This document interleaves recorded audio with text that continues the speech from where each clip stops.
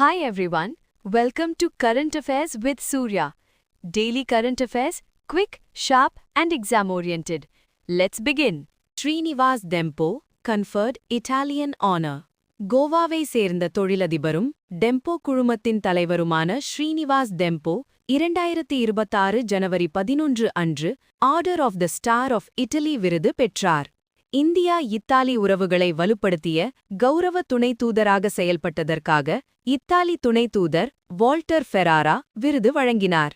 US CENTCOM operation Hawkeye strike. சிரியாவில் ISIS இலக்குகளை குறிவைத்து நடத்தப்பட்ட போரில் அமெரிக்க மத்திய கட்டளை ஆபரேஷன் ஹாக்காய் ஸ்ட்ரைக் தொடங்கியது. 2 அமெரிக்க வீரர்கள் உயிரிழந்த தாக்குதலுக்குப் பின் 2025 டிசம்பர் 19 அன்று நடவடிக்கை தொடங்கப்பட்டு லெவன்ட் பிராந்திய ஐஎஸ்ஐஎஸ் தலைவர் கைது செய்யப்பட்டார்.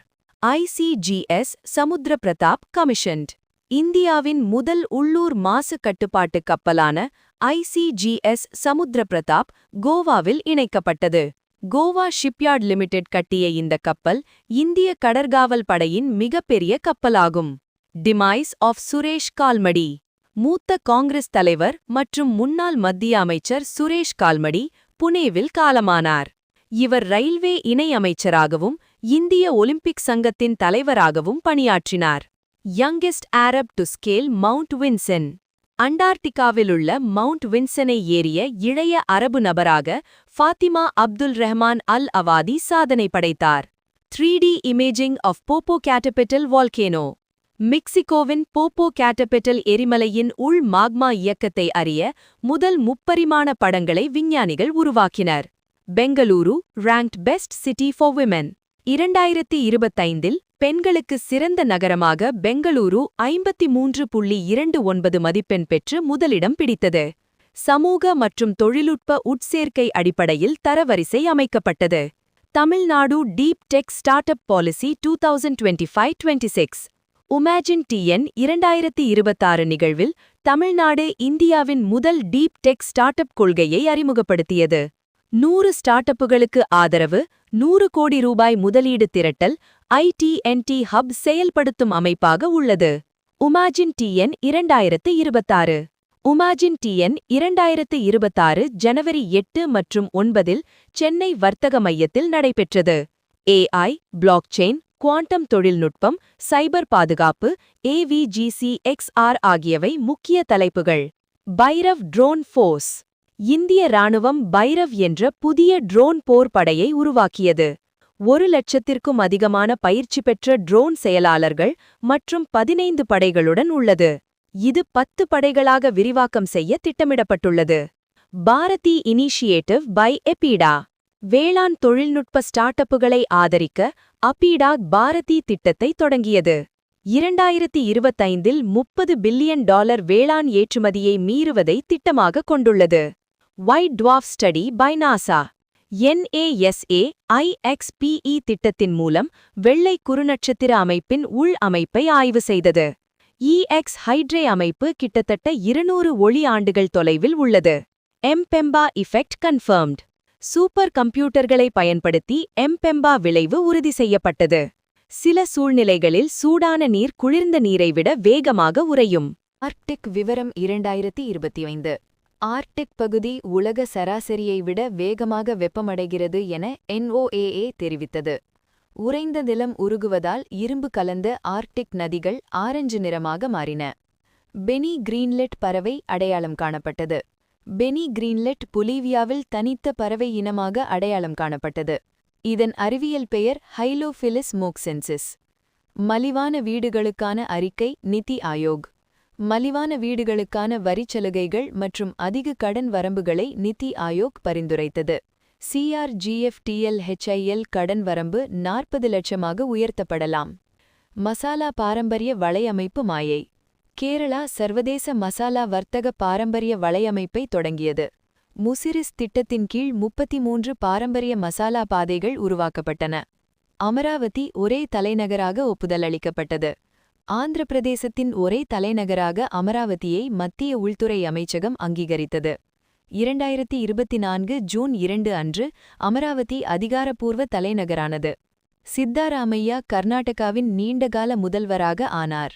2026 ஜனவரி 7 அன்று சித்தாராமையா கர்நாடகாவின் நீண்டகால முதல்வராக ஆனார். 16 மாநில பட்ஜெட்டுகளை தாக்கல் செய்த சாதனை படைத்துள்ளார். மாதவ் கட்கில் மறைவு. புகழ்பெற்ற சூழலியல் அறிஞர் மாதவ் கட்கில் 83 வயதில் காலமானார். மேற்கு தொடர்ச்சி மலைகள் சூழலியல் நிபுணர் குழுவின் தலைவராவார். தக்ஷசிலா அருகே குஷானர் கால நாணயங்கள் கண்டுபிடிக்கப்பட்டன. தக்ஷசிலா அருகே பீர் மவுண்டில் குஷானர் கால நாணயங்கள் கண்டுபிடிக்கப்பட்டன. நாணயங்களில் பேரரசர் வாசுதேவாவின் உருவம் உள்ளது. 2026 மேய்ச்சல் நிலங்கள் மற்றும் மேய்ப்போர் சர்வதேச ஆண்டு. 2026 மேய்ச்சல் நிலங்கள் மற்றும் மேய்ப்போர் சர்வதேச ஆண்டாக ஐநா அறிவித்தது. உயிரின பல்வகை, கார்பன் சேமிப்பு மற்றும் மேய்ப்போர் வாழ்வாதாரம் முக்கிய கவனம். லால் பகதூர் சாஸ்திரி இந்தியாவின் நெறிமுறை திசைகாட்டி. இந்தியா தனது இரண்டாவது பிரதமர் லால் பகதூர் சாஸ்திரியின் நினைவு தினத்தை ஜனவரி 11 அன்று அனுசரித்தது. அவர் 1965 இந்திய-பாகிஸ்தான் போரின் போது நாட்டை வழிநடத்தியவர் மற்றும் ஜெய் ஜவான் ஜெய் கிசான் முழக்கத்தை வழங்கினார். NDDB மூலம் வெள்ளை புரட்சிக்கும் பசுமை புரட்சிக்கும் அடித்தளம் அமைத்தார்.